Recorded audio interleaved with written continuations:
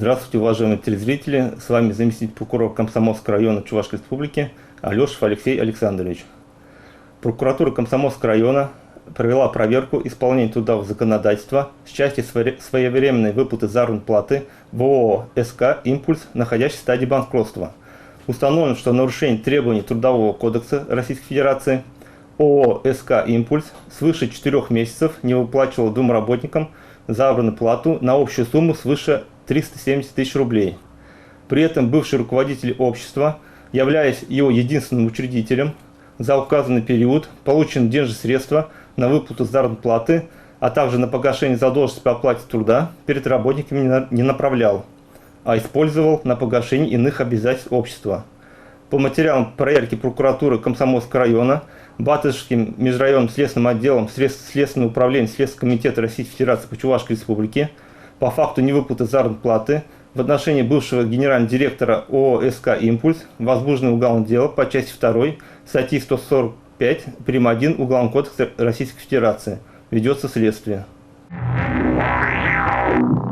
Прокуратурой Комсомольского района утверждено и направлено в суд уголовное дело в отношении 47-летнего жителя Комсомольского района. Он обвиняется в совершении преступления, предусмотренного частью 1 статьи 228 Уголовного кодекса Российской Федерации «Незаконное приобретение и хранение без цели сбыта наркотических средств в значительном размере». В ходе следствия установлено, что обвиняемый, достоверно зная, что незаконное приобретение и хранение наркотических средств запрещены уголовным законодательством Российской Федерации, действуя умышленно с целью приобретения и хранения наркотических средств в значительном размере без цели сбыта для последующего личного употребления через сеть интернет, у неустановленного лица заказал наркотическое средство. Затем с целью приобретения наркотического средства оплатил денежные средства путем перевода их на абонентский номер продавца и, получив информацию с указанием места закладки наркотика, забрал его из данного тайника закладки. Далее обвиняемый приобретенное им наркотическое средство поместил в карман своей куртки, где незаконно хранил его до момента обнаружения сотрудниками полиции. В настоящее время уголовное дело находится в производстве Яльчикского районного суда Чувашской Республики.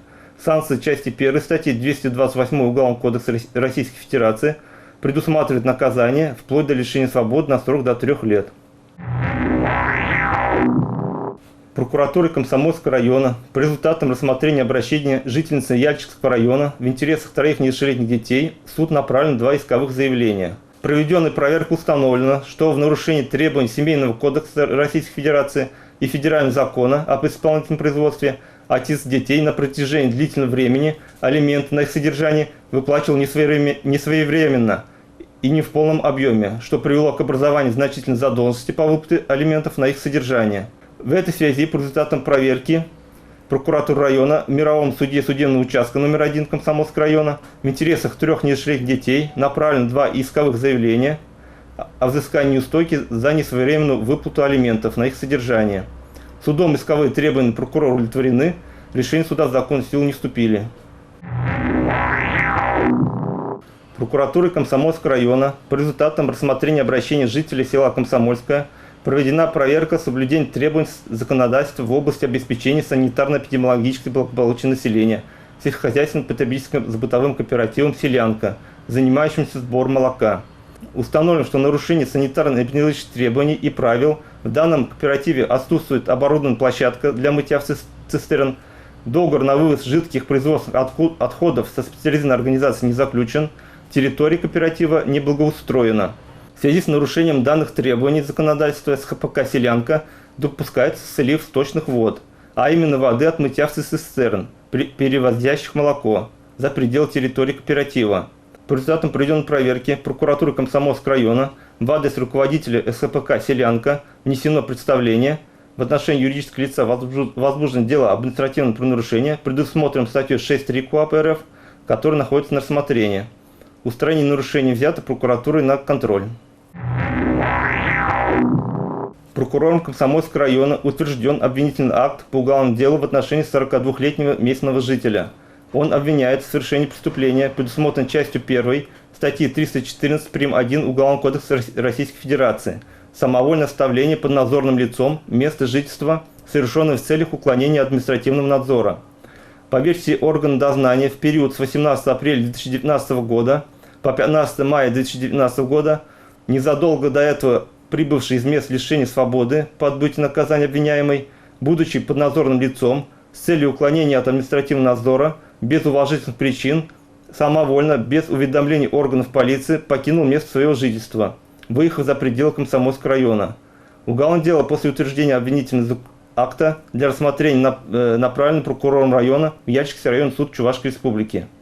Санкции части 1 статьи 314 прим. 1 Уголовного кодекса Российской Федерации предусматривает наказание вплоть до лишения свободы на срок до 1 года. Прокуратура Комсомольского района по информации Межрайонной инспекции Федеральной налоговой службы номер 2 по Чувашской Республике проведена проверка исполнения трудового законодательства индивидуальным предпринимателем Ямалиевым в магазине «Тюли и шторы». Установлено, что индивидуальный предприниматель Ямалиев на должность продавца в названный магазин принял свою супругу. Вместе с тем, в нарушение требований Трудового кодекса Российской Федерации, индивидуальный предприниматель трудовой договор с названным работником установленный срок не заключил, приказ о приеме на работу не издал, трудовую книжку не оформлял и не вел. По данному факту прокуратура Комсомольского района в отношении индивидуального предпринимателя возбуждено дело об административном правонарушении, предусмотрено частью 4 статьи 5.27 КоАП РФ «Уклонение от оформления или надлежащее оформление трудового договора». Постановлением Государственной инспекции труда в Чувашской Республике индивидуальный предприниматель Ямалиев привлечен к административной ответственности в виде штрафа в размере 5000 рублей. Прокуратурой Комсомольского района поддержано государственное обвинение по уголовному делу в отношении 46-летней жительницы села Старочелны-Сюрбеева Комсомольского района. Она обвинялась в совершении преступления, предусмотренного статьей 322 прим. 3 Уголовного кодекса Российской Федерации. Фиктивная постановка на учет иностранного гражданина по месту пребывания в Российской Федерации. Установлено, что подсудимая, не имея намерений предоставить принадлежащее ей на праве собственности жилое помещение для фактического проживания в нем иностранных граждан, нарушение требований миграционного законодательства, фиктивно поставила на учет по месту своего жительства 3 граждан Республики Узбекистан. В судебном заседании подсудимая свою вину признала в полном объеме. Суд, соглашившись с позицией государственного обвинителя, признал подсудимую виновной в совершении преступления. При этом, с учетом признательных показаний подсудимой, ее активно способствование раскрытию и расследованию преступления, а также устранение ею нарушений, выразившихся в снятии с регистрационного учета данных иностранных граждан по месту ее жительства, подсудимая на основании части 2 примечаний к статье 322 прим. 3 Уголовного кодекса Российской Федерации освобождена судом от уголовной ответственности, уголовное дело прекращено. Здравствуйте, уважаемые телезрители, с вами помощник Канашского межрайонного прокурора Чувашской Республики Константинов Андрей Викторович. В ходе проведенной Канашской межрайонной прокуратуры проверки исполнения законодательства в сфере капитального ремонта многоквартирных домов при реализации республиканской программы капитального ремонта общего имущества в многоквартирных домах, расположенных на территории Чувашской Республики на 2014-2043 года, установлено, что для участия в конкурсе на выполнение работ по капитальному ремонту многоквартирных домов предусмотрено обязательное предоставление подрядчикам банковской гарантии в целях обеспечения исполнения подрядчикам своих обязательств по качественному и в срок капитальному ремонту многоквартирных домов. В ходе проверки установлено, что организацией победителем конкурса на выполнение работ по капитальному ремонту многоквартирных домов в городе Канаше Чувашской Республики Фонд капитального ремонта была предоставлена банковская гарантия, которая, как выявлено в ходе проверки, банковской организации не выдавалась и содержала признаки подделки, так как якобы была выдана несуществующим структурным подразделением одного из московских банков и несуществующим должностным лицом указанного банка. В ходе проверки банковская организация представила сведения о том, что такого структурного подразделения в банке нет и такого должностного лица в штатном расписании не значится.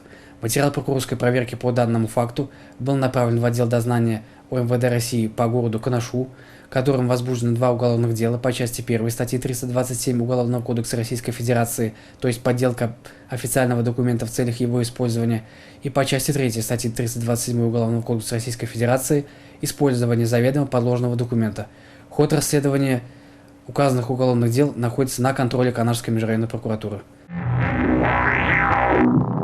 Здравствуйте, уважаемые телезрители! С вами старший помощник Канарского межрайонного прокурора Тимофеева Раида Михайловна. Федеральным законом от 29 мая 2019 года внесены изменения в статье 1479 Федерального закона об основах охраны здоровья Российской Федерации. Пациентов реанимации смогут посещать члены семьи. Закреплено право родственников посещать пациента в отделении реанимации и палате интенсивной терапии. Медорганизации обязаны представлять родственникам, иным членам семьи и законным представителям возможность посещать пациентов в медорганизации, в том числе в структурных подразделениях для проведения интенсивной терапии и реанимационных мероприятий. Требования к организации посещения должен установить Минздрав Российской Федерации. Федеральным законом от 29 мая 2019 года внесены изменения в Жилищный кодекс Российской Федерации. Перевод жилого помещения в нежилое в многоквартирном доме теперь надо согласовывать с общим собранием собственников. Усовершенствован порядок перевода жилого помещения в нежилое. Предусмотрено обязательное согласование такого перевода общим собранием собственников в помещении в многоквартирном доме. При этом установлены особые требования к кворуму общего собрания собственников по данному вопросу. Кроме того, перевода требуется письменное согласие собственников всех помещений, примыкающих к переводимому. В связи с принятием Федерального закона от 29 мая 2019 года о внесении изменений в Жилищный кодекс Российской Федерации уточнены условия и порядок перевода жилого помещения в нежилое помещение в многоквартирном доме.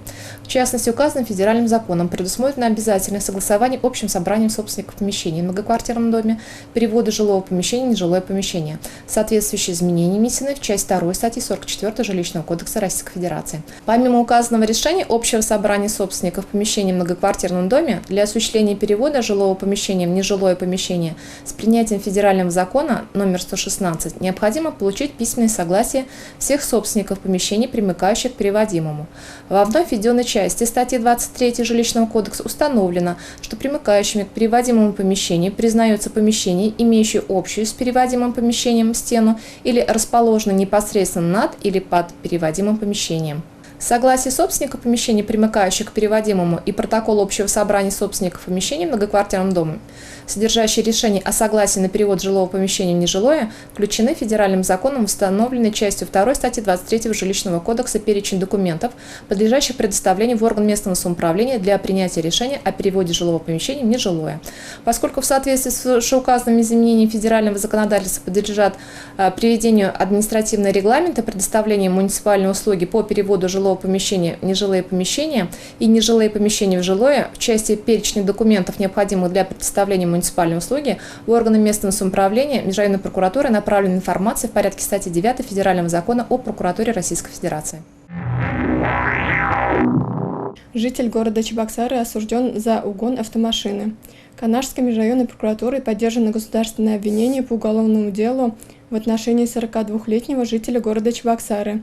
Он обвинялся в совершении преступления, предусмотренного частью 1 статьи 166 Уголовного кодекса Российской Федерации «Неправомерное завладение автомобилем без цели хищения, угон».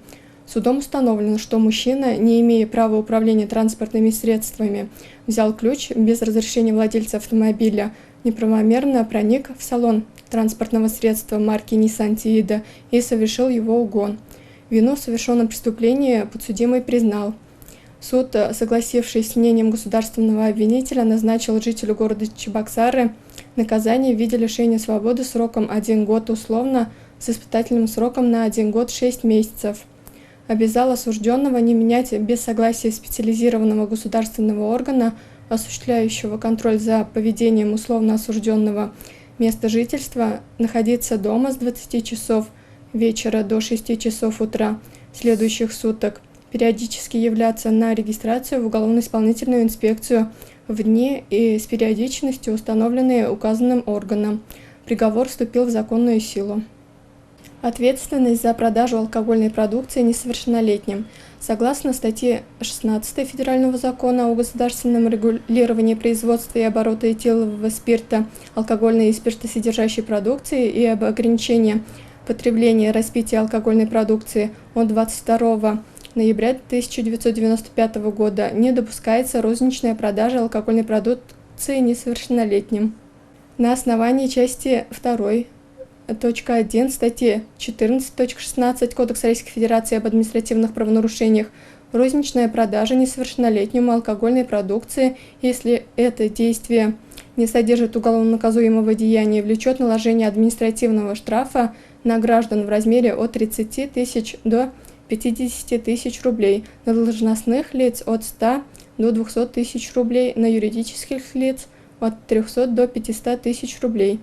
Статьей 115 прим. 1 Уголовного кодекса Российской Федерации установлена уголовная ответственность за продажу несовершеннолетним алкогольной продукции, если это деяние совершено неоднократно. Наказывается штрафом в размере от 500 тысяч рублей до 80 тысяч рублей или в размере заработной платы или иного дохода осужденного за период от 3 до 6 месяцев, либо исправительными работами на срок до 1 года, с лишением права заниматься определенные должности и заниматься определенной деятельностью на срок до 3 лет или без такового. Таким образом, продажа и неоднократная продажа несовершеннолетнему алкогольной продукции влекут административную и уголовную ответственность. Обязанность родителей, законных представителей в случае самовольного ухода несовершеннолетнего. Под самовольным уходом понимается отсутствие несовершеннолетнего без оповещения о своем местонахождении родителей или законных представителей. Несовершеннолетние совершают самовольные уходы как из дома, так и из государственных учреждений, предназначенных для их пребывания. Если несовершеннолетним совершен самовольный уход, его родителям, законным представителям необходимо незамедлительно обращаться в органы полиции по месту жительства. Необращение в правоохранительные органы с заявлением о розыске несовершеннолетнего влечет привлечение родителей и законных представителей к административной ответственности, предусмотренной статьей 5.35 Кодекса Российской Федерации об административных правонарушениях за неисполнение или ненадлежащее исполнение родителями или законными представителями несовершеннолетних обязанностей по содержанию, воспитанию, обучению, защите прав и интересах несовершеннолетних. В случаях, если самовольному уходу несовершеннолетнего способствовало ненадлежащее исполнение обязанностей со стороны родителей, законных представителей, например, несовершеннолетний ушел из дома в связи с злоупотреблением родителями спиртных напитков, отсутствием условий для проживания или учебы. Последние привлекаются к административной ответственности по статье 5.35 части 1 Кодекса Российской Федерации об административных правонарушениях. Приглашаются на заседание комиссии по делам несовершеннолетних и защите их прав, где решается вопрос о дальнейшей профилактической работе с несовершеннолетним и семьей.